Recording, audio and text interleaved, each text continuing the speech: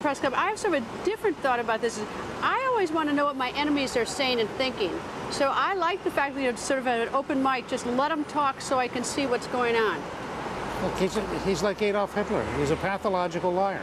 And so now anyone who had any doubt in America, women have lots of rights over there. I mean, every woman who heard him say that practically fell over. So if you did know who he was beforehand, hadn't heard from him beforehand, now, you have a different thought. Well, I mean, I think that treating an evil leader, let me give you an example.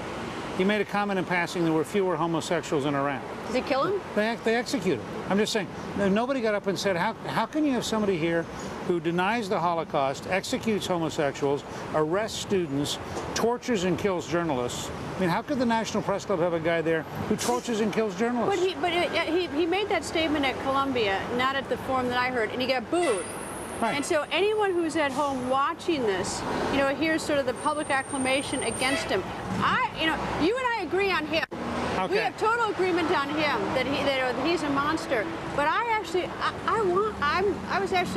wanted to hear him. In the entire Arab world and in the entire third world, the version the Iranians are going to put out of today is going to be totally to his advantage.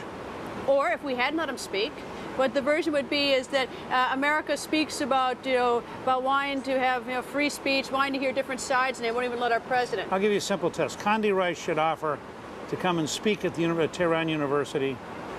She should, and see what they say. Since by definition, if she showed up, she would be offensive in her normal outfit.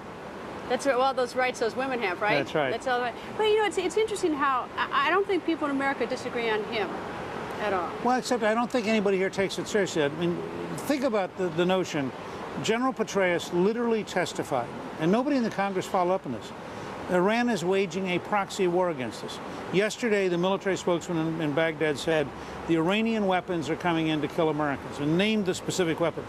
Yet nobody in our government has said, well, if they're killing young Americans, what is it we should be doing in response to the fact that the Iranian government's killing young Americans? But see, here's the strategic thing, the way I look at it, is that if we had let him sort of quietly slip into New York, quietly speak to the UN, the American people would not be talking about this right now. The whole dispute about Columbia or the whole dispute about the National Press, I mean, what it's now done is put the issue in play for the American people. I hope you're right, and I hope every American says to themselves, anybody who kills young Americans we should defeat.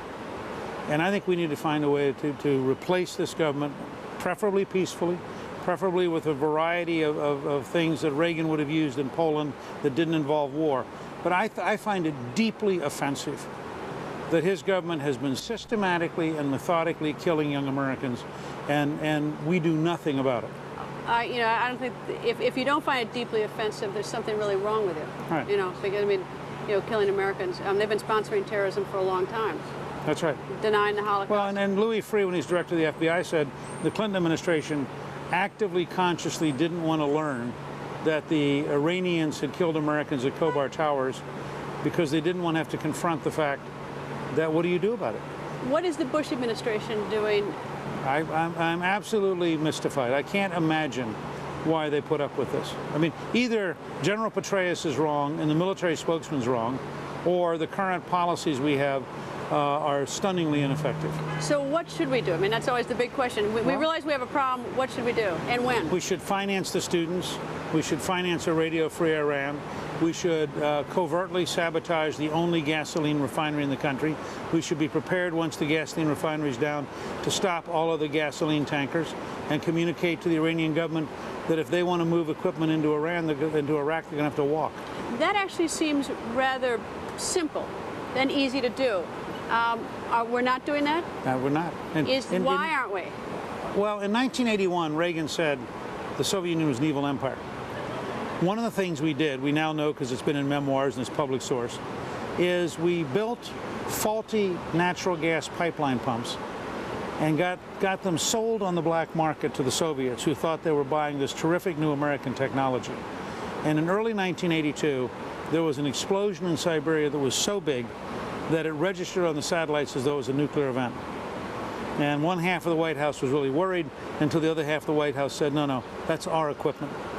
Why? I'm just saying, once upon a time, we have had occasion when we were very clever and we got a lot done.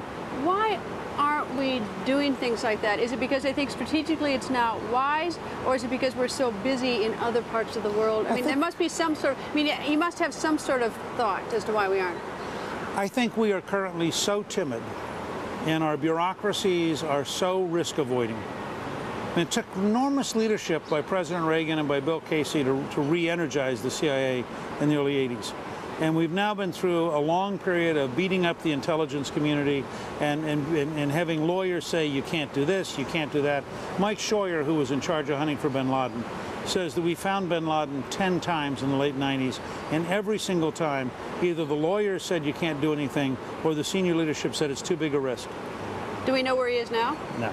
No idea. I mean, I think he's somewhere in Waziristan, but we don't know. And are we actively looking for him? I think we're actively looking for him, but it'll raise a very interesting question. Will the lawyers let us go get him?